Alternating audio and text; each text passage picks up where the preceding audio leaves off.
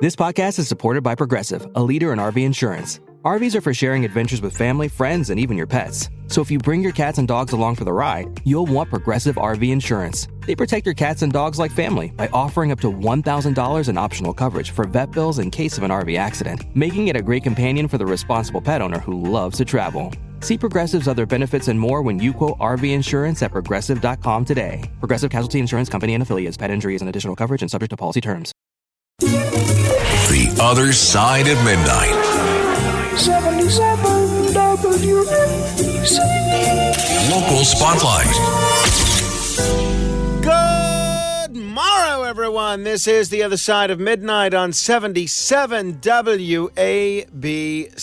I'm Frank Morano. Thank you for listening to this show, which I always really appreciate, especially on Fridays, because it is Ask Frank Anything Day, and we are totally dependent on your questions in order to make this hour an enjoyable hour, a listenable hour. So if you've got questions, you can go ahead and start queuing up at 646-720-0635. That's 646-720-0635. Just make them interesting, make them good, make them fun, ideally.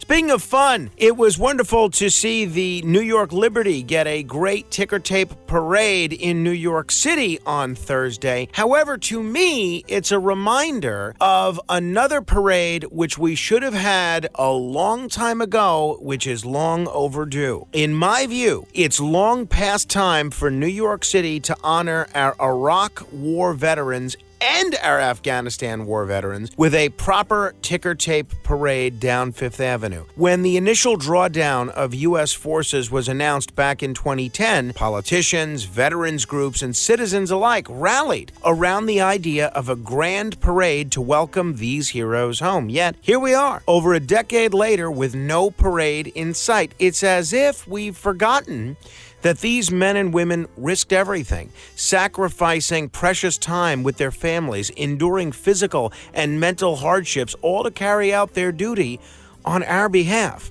Back in 2012, the Iraq and Afghanistan Veterans of America and local leaders put out a call for cities to honor these veterans, and New York City, America's most iconic homecoming stage, was expected to lead the way. We were reminded that even while other military operations were ongoing, our soldiers achieved incredible things in Iraq. The call for a celebration wasn't just about confetti and cheers. It was about acknowledging a job well done and giving veterans the homecoming they truly deserve. It's easy to go about our day and forget the sacrifices these soldiers and their families made, but a ticker tape parade, a tradition deeply rooted in New York's history, is a meaningful and long overdue gesture. It's about standing united, forgetting politics and division for a day, and honoring those who risked it all. So let's bring them down Fifth Avenue in style and show our veterans and the world that New York remembers and values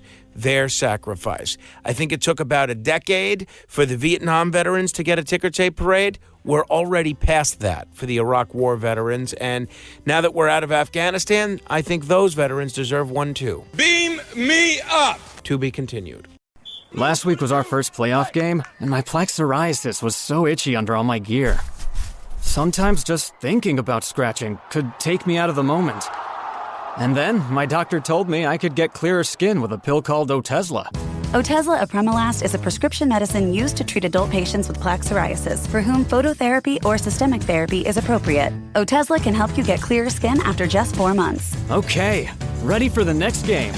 Talking to my doctor about a pill was a total game changer. Don't use Otezla if you're allergic to it. Get medical help right away if you have trouble breathing or swallowing, swelling of the face, lips, tongue, throat, or arms. Severe diarrhea, nausea or vomiting, depression, suicidal thoughts, or weight loss can happen. Tell your doctor if any of these occur and if you have a history of depression or suicidal thoughts. Live in the moment. Ask your doctor about Otezla. Call 1-844-4-OTEZLA or visit Otezla.com for prescribing info about cost, and more. The Other Side of Midnight. 77 WNBC. Local Spotlight. Good morrow, everyone. This is The Other Side of Midnight on 77 WABC. I'm Frank Morano. What we are seeing from the New York City Council right now is nothing short of an abuse of power. They are using taxpayer dollars, staff time, and city resources to send out mailings that are essentially campaign materials designed to sway voters on the 5 New York City ballot proposals. Now, you can have whatever opinion you want on the ballot proposals. I've explained why I'm voting for some, not voting for others. This is not just inappropriate. I think this is likely illegal. Here's the problem. These mailings, which are disguised as informational, are filled with biased, one-sided arguments urging people to vote against the proposals placed on the ballot by the Charter Revision Commission. Let's be clear. It's not the council's role to use official government resources to advocate for or against a political issue, yet that's exactly what they're doing. And it's a blatant violation of both the New York State Constitution and the city's conflict of interest law. Take, for example, the language of Proposal 4, which simply requires more public notice before the city council votes on laws related to public safety. But in the council's mailing, they claim it would delay public safety laws and undermine accountability. They twist the language and intentions of the proposal to suit their own political goals. This is not impartial information. It's political propaganda paid for with your money. So, you are the first to hear about this, although I imagine you'll be reading about it in the papers. I'm certainly going to be sharing a bit of this on social media. I have filed 2 formal complaints with the Conflicts of Interest Board and the Department of Investigation, asking them to look into whether these mailings violate the law. Because at a time when public confidence in city government is already at an all-time low, this kind of abuse of resources can't be tolerated. The city council is putting its thumb on the scale, interfering with a process that should be left up to us, the voters. And if they're willing to do this so brazenly, it raises serious questions about what other lines they might be willing to cross.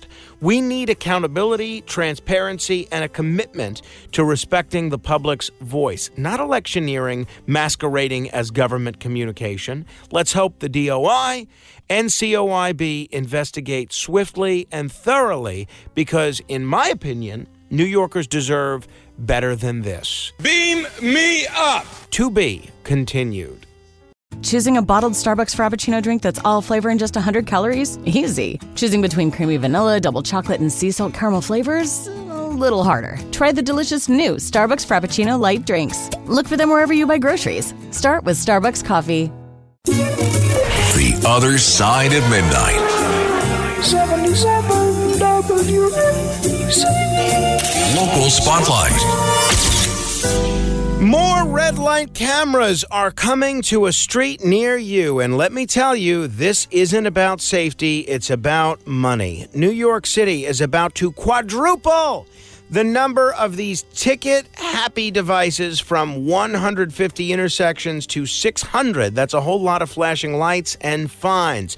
Governor Kathy Hochul just signed the bill giving the green light, pun very much intended, to this massive expansion. Mayor Adams' administration has been all over this, claiming it's a matter of public safety, and they even trotted out some data that shows intersections with red light cameras have seen violations drop by 73% since the cameras first went up 30 years ago. That sounds pretty compelling, right? But hold on.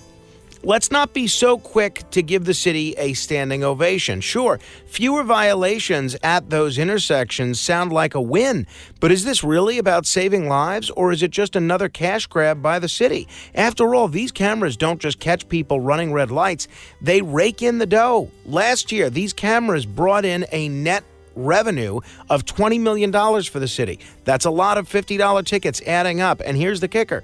These tickets don't come with points on your license. So if the goal was really to discourage reckless driving, why not penalize drivers where it really hurts, on their records? Instead, it's just $50 a pop.